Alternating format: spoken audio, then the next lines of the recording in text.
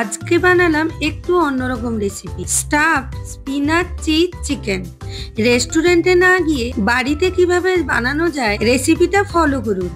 প্রথমেই চিকেনের ব্রেস্ট পিসগুলোকে ভালো করে ধুয়ে নিয়েছি। ব্রেস্ট পিসগুলোকে এইভাবে হ্যামার বা বেলনির সাহায্যে পাতলা করে নিতে হবে।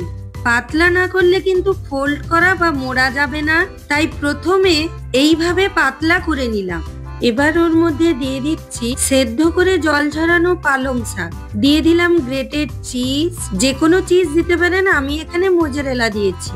এবার ওপরে ছড়িয়ে দিচ্ছি গোলমরিচের গুঁড়ো, প্যাপরিকা পাউডার, স্বাদ অনুযায়ী লবণ, অল্প একটু মিক্সড হার্বও ছড়িয়ে দিলাম। এবার এইভাবে রোল করে মুড়ে নিলাম।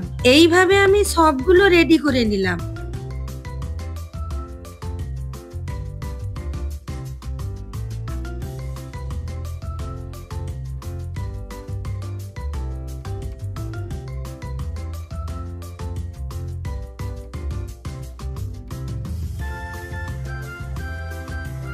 এবার ওই রোল করা চিকেনগুলোর ওপর পরিমাণ মতো লবণ, প্যাপরিকা পাউডার ও গোলমরিচের গুঁড়ো ছড়িয়ে দিলাম। আস্তে আস্তে করে গায়ে ভালো করে মাখিয়ে নিয়ে ফ্রিজে আধ ঘন্টা রেখে দিতে হবে, দিলে সেটটা ভালো হয়। এদিকে আমি একটা কড়াইতে কিছুটা পরিমাণ বাটার গলিয়ে ওর মধ্যে 2 চামচ মতো পেঁয়াজ কুচি দিলাম। পেঁয়াজটা হালকা ভাজা হয়ে এলে তার মধ্যে দিয়ে দিলাম রসুন ও আদার কুচি। লো ফ্লেমে হালকা নেড়ে নিয়ে দিয়ে দিলাম 2 চামচ মতো ময়দা। ময়দাটা ভালো করে নেড়ে মিশিয়ে নিয়ে ওর মধ্যে দুধ দিলাম। দুধ দেওয়ার সঙ্গে সঙ্গে কিন্তু কন্টিনিউ নাড়তে হবে, না হলে কিন্তু দলা পেকে যেতে পারে। গ্যাসের ফ্লেমটাকে লোতেই রাখতে হবে। এবার ওর মধ্যে দিয়ে দিলাম মিক্সড হার্ব, গোলমরিচের গুঁড়ো, পরিমাণ মতো লবণ দিয়ে মিশিয়ে নিলাম। দিয়ে দিলাম 2 চামচ মতো ফ্রেশ ক্রিম। এবার ওর মধ্যে কেটে ধুয়ে রাখা মাশরুম গুলো দিয়ে দিলাম। গ্রেভির সঙ্গে মাশরুম গুলো ভালো করে মিশিয়ে নিয়ে অল্প চিলি ফ্লেক্স ছড়িয়ে ঢাকা দিয়ে কিছুক্ষণ রেখে দিলাম।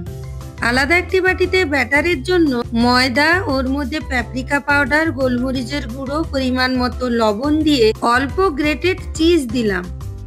অল্প জল দিয়ে থকথকে একটা ব্যাটার রেডি করলাম। এবার রেডি করা চিকেনের রোলগুলোকে ওই ব্যাটারে ডুবিয়ে ব্রেড ক্রাম্ব মাখিয়ে মিডিয়াম ফ্লেমে তেলে ফ্রাই করে নিলাম।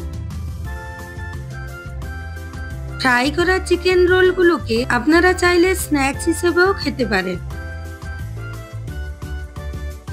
এবার একটি সার্ভিং প্লেটে ক্রিমি মাশরুম ঢেলে চিজি স্পিনাচ চিকেনের রোলগুলোকে মাঝখান থেকে কেটে ক্রিমি মাশরুমের উপর সাজিয়ে গরম গরম সার্ভ করুন। দেখুন কতটা ক্রাঞ্চি ও ভেতরেরটা জুসি হয়েছে। এইভাবে গরম গরম সার্ভ করুন। রেস্টুরেন্টে না গিয়েও কিন্তু বাড়িতে এই ধরনের রেসিপি বানিয়ে নিতে পারেন। চ্যানেলটাকে সাবস্ক্রাইব করুন।